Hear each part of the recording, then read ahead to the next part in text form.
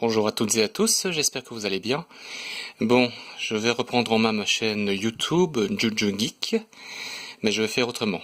Je vais faire ceci, c'est la première vidéo que je vais faire pour ce nouveau format, et je vais vous faire une présentation de mes différents jeux. Ici, c'est la gamme PS1, comme vous pouvez le voir, j'en ai quelques-uns. Et si je vous dis qu'il m'en manque, et que ma liste n'est pas complète, est-ce que vous le croiriez? Pourtant, c'est le cas. Allez, on va vite faire de bas en haut. On va commencer par le genre Survival Horror. Alors ici on a du Resident Evil, donc le 1, le 2 et le 3. Le préféré c'est le deuxième épisode où on incarne Léon Scott Kennedy et Claire Redfield au sein de Raccoon City. Il me manque le Survivor qui est une espèce de FPS, et bien oui, Resident Evil 7 n'a rien inventé au niveau FPS, on a d'abord eu le Resident Evil Survivor, mais il est anecdotique. Il me manque aussi la version 1.5 de Resident Evil. C'est comme Resident Evil 1er, mais vous mettez des petites mélodies pas du tout angoissantes et ça ruine le côté horrifique du jeu. Ici on a Silent Hill, premier du nom, c'est le seul épisode sorti sur PS1. Les deux épisodes de Parasite Eve de Squaresoft. Squaresoft c'est Final Fantasy, c'est Parasite Eve bien sûr. Ici on a Galerians, je n'y ai jamais joué, il serait temps que je m'y mette. Dino Crisis 1 et 2, Capcom, donc Resident Evil, mais vous remplacez les zombies par des dinosaures. Alors on quitte le sous-genre, le genre Survival Horror, et en route pour les point and click. La mer zone que l'on doit à Benoît Socal. Benoît Socal c'est l'inspecteur Canardo. Si vous avez l'occasion de lire cette bande dessinée, je vous la recommande. Si vous aimez les animaux, investigation policière, c'est excellent. Chine et Louvre sont des jeux que j'ai achetés il n'y a pas longtemps. Les Chevaliers de Baphomet, ça c'est mon jeu préféré. J'ai deux jeux fétiches pour l'instant. Parasite F2 et les Chevaliers de Baphomet. Les boucliers de Quetzalcoatl, c'est les Chevaliers de Baphomet numéro 2. Dracula Résurrection, Blazing Dragons, j'y ai jamais joué. Riven c'est de Sequel to Mist, c'est du point and click mais très austère, donc vous avez intérêt à prendre de l'aspirine parce que les énigmes sont corsées, vraiment il y a de quoi avoir mal au crâne. Maintenant on va dans les FMV, donc les full motion vidéo. Wing Commander 3 et 4. Alors c'est une sorte de Star Wars, mais sans les sabres laser, sans la Force, sans Dark Vador et tout ça. Mais on retrouve comme acteur Mark Hamill. Mark Hamill, si vous le connaissez pas, il y a un problème. Enfin, Mark Hamill, c'est Luke Skywalker. Dans le casting, on retrouve aussi Thomas F. Wilson, qui est en fait Biff Tannen dans Retour vers le futur. Malcolm McDowell, qu'on voit dans Orange Mécanique. Ginger Lynn Allen, qui est une actrice de charme. Ce que j'aime bien faire, c'est regarder un petit peu le casting de différents jeux. Et c'est comme ça que je sais que c'est une actrice de charme. Je n'ai jamais vu ses films, ce n'est pas du tout mon genre, bien sûr. C'est juste pour ma petite culture personnelle, voilà. Ici, Shockwave Assault, un FMV aussi, beaucoup moins connu. Je m'en souviens plus très bien de ce jeu. Rebel Assault 2, l'univers de Star Wars. C'est un jeu qui était sorti à l'origine sur PC, le voici sur PS1, qui est plutôt pas mal, si je m'en souviens bien. Ah, voilà une saga qui a débuté sur la PlayStation, première du nom, Tomb Raider, le 1, le 2, le 3, le 4 et le 5, le premier qui pose les bases, le deuxième qui reste mon préféré, le troisième qui est un peu plus dur, le quatrième qui est plus abordable et le cinquième c'est toujours avec le même moteur graphique que le Tomb Raider 2, donc c'est jouable, mais il était plus que temps de donner un lifting à la saga sur PS2. Dans les jeux de combat, Tekken, qui a également vu le jour sur PS1, Tekken 1, 2 et 3, le premier, mais il a mal vieilli, même si je trouve qu'il est encore jouable, le 2, il est encore jouable, le 3, c'est mon préféré, Tobal Number 1. Il y a eu 2 épisodes, mais le deuxième épisode n'est jamais sorti en Europe, c'est bien dommage parce qu'il paraît que le deuxième épisode est bien mieux que le premier. Le premier est bien, mais le deuxième est encore plus jouable, plus abordable. Et en chara design, on a droit à Toriyama Sensei. Toriyama Sensei, C'est Dragon Ball, c'est Dr. Slump, c'est Dragon Quest, c'est Tobal No. 1, bref, que du lourd.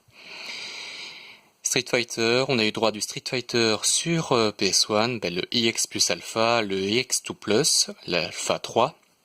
Il me manque Alpha 1 et 2, c'est dommage. Il me manque aussi le Street Fighter Zo Movie, oui, basé sur le film qui est lui-même basé sur le jeu vidéo. Ce serait bien que je le trouve. Je l'ai vu une fois dans une boutique, mais je ne suis pas motivé à l'idée de débourser 60 € pour un jeu qui n'est pas si mal, mais c'est pas le jeu de combat de l'année, ni du siècle. Voilà, donc 60 € pour Street Fighter Zo Movie, non merci. Blood Hero 1 et 2, oui, une bonne série de bastons. Voilà, c'est quoi là ici? Ah oui, c'est Battle Arena. Battle Arena Toshinden qui est également sorti sur PS1. On a eu droit aux épisodes 1, 2, 3 et 4. Je vous montre un petit peu les 4 épisodes. Mortal Kombat Trilogy. Là c'est vraiment, on a eu droit à Mortal Kombat 3, Ultimate Mortal Kombat 3, Mortal Kombat Trilogy, mais c'est en fait une compilation des différents personnages de Mortal Kombat 1, 2, 3, voilà. C'est quoi celui-là? Ah oui, Reboot Fatal Fury. Ah oui, on a aussi eu du Fatal Fury sur PS1. Je me demande si c'est pas le seul épisode sorti sur PS1. Parce que d'ordinaire, la saga est plus orientée sur la Neo Geo. La Neo Geo, c'est la Rolls-Royce des consoles. Je veux dire, il fallait vendre un foie, un rein, un poumon pour pouvoir se payer et la console et les jeux, hein, encore maintenant. Dynasty Warriors, le premier c'était un jeu de baston avant que ça devienne un beau bordel à l'écran, mais un bon bordel. Ouais. Du DBZ, bien sûr, le Ultimate Battle 22, 22 pour le nombre de personnages, plus 5 cachés, on est à 27. Puis la purge, Dragon Ball Final Boat, on n'en parlera pas. Star Gladiator, non. Darkstalkers de Capcom, des personnages comme Felicia, Morrigan, Bibi Hood. Guilty Gear est également sorti sur PS1.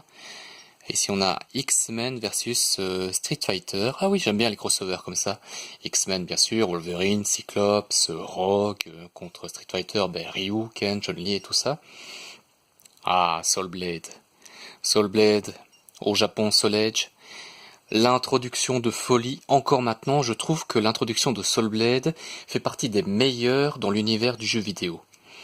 Si vous avez l'occasion, allez sur YouTube, tapez Soul Blade Introduction, Soul Blade Intro, et vous allez voir ce que c'est qu'une intro de malade.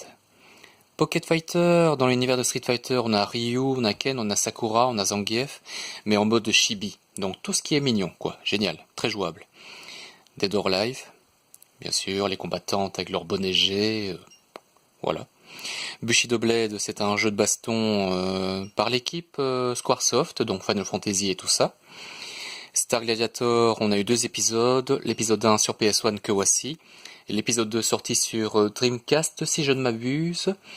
Oui, c'est un bon jeu de baston. Pour les personnes qui connaissent Marvel vs Capcom 2, si vous vous souvenez du personnage de Hayato, eh bien il est tiré de Star Gladiator. Galaxy Fight, un bon petit jeu de baston, pas toujours facile, hein, pas très abordable. V-Rally, maintenant on est dans les jeux de course, V-Rally 1 et 2, oui, totalement disparu maintenant. Colin McRae Rally 1 et 2.0, le pilote qui nous a quittés il y a déjà fort longtemps. 24 heures du Mans, Driver, Gran Turismo 1 et 2. Gran Turismo, oui, la simulation automobile. T'étais obligé de passer ton permis avant de pouvoir arpenter les routes, avoir toutes les caisses possibles et imaginables. Ridge Racer, le premier du nom, qui fut l'un des premiers jeux à sortir sur la PS1, comme Toshinden, Tekken et tout ça, quoi. Ridge Racer, c'est le genre de jeu qui sort en premier sur la PS1, sur PS2, sur Xbox, et dès qu'un Gran Turismo ou un Project Gotham Racing sortait, hop, Ridge Racer s'était mis de côté. C'est dommage, c'est de l'arcade, il faut aimer la simulation arcade.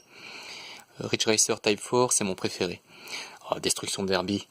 Pour les gens qui ont eu la Demo 1 comme moi sur PS1, quand tu avais l'arène de Destruction Derby, tu t'amusais à foncer contre les voitures, démolir, c'était de la démolition, de la course, mais également de la démolition pure et dure, le 1 et le 2 et le 3. Oui, Destruction Derby Raw, c'est dommage, hein, cette licence a disparu, pourtant c'était des bons jeux à l'époque. Formula One, un petit peu de Formule 1 maintenant, Need for Speed. Le 3, mais surtout le 4. Le 4, conduite en état de liberté. Franchement, quand tu faisais la course-poursuite avec la police, quand tu devais éviter les différentes herses qui te crevaient les pneus pour échapper à la police, c'était du tout bon, encore maintenant. Hein. Ah, Road Rash, l'univers des motos, pouvoir tabasser les adversaires, tabasser la police et se taper la gonzesse à la fin de la course. Génial. Et du RPG maintenant. Il me manque certains, il me manque les compilations Origins, qui regroupait le premier et le deuxième épisode, l'anthologie qui regroupait le quatrième et cinquième épisode, pardon. Et là, on commence avec Final Fantasy VI. À l'époque, on pensait que le sixième épisode allait sortir sur PS1 en version française. Il est sorti sur PS1, mais en anglais. Mais c'est pas grave, on va pas bouder son plaisir. Et le 7, tout le monde a commencé par le 7. Moi, j'ai commencé par le 8. Mais le 7, c'est un monument, et on attend tous et toutes avec impatience le remake de Square Enix. Quand est-ce qu'il va sortir? On attend ça avec impatience. Final Fantasy VIII, il faut aimer le système de jonction, donc la customisation des différents personnages, les Guardian Force, le personnage de Squall, charismatique au possible.